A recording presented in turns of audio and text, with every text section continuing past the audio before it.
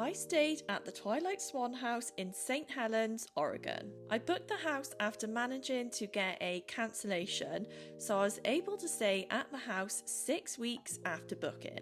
But normally you have to book over a year in advance, as the house is so popular it normally sells out within minutes.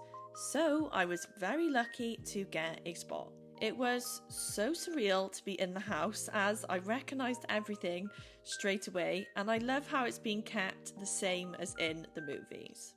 As you walk in, you're greeted by the iconic stairs that Bella walked down in her prom dress. The house was actually way bigger than I thought, and each room had so much attention to detail. Each room had its own character theme. The downstairs bedroom was Jacob Black with little hints towards his character. The kitchen was one of my favourite rooms as it has a warm, familiar feel to it, the kind of feeling you have when visiting your parents or grandparents. I love the recipe box idea where people could leave behind recipes for Charlie to make, as Bella wouldn't be around much more after marrying Edward. On the fridge, there were loads of magnets and notes left from people who had stayed in the house. The kitchen was definitely one of the best rooms, but of course, Bella's room has to take the top spot.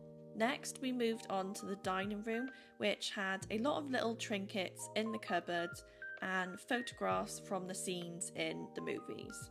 There was Charlie's favourite beer, a pomegranate from the Midnight Sun book cover, and loads of other little Easter eggs.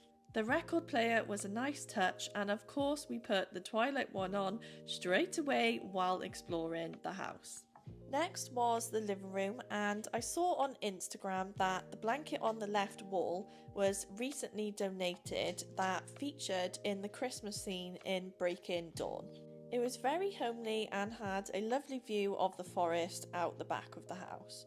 They even had all the Twilight movies on DVD, but Netflix recently added all the Twilight movies back, so we didn't need them in the end. Between the living room and dining room, there was a shelf that had all the Twilight books and a few little trinkets, including a massive cutout of Alice. Now that I've done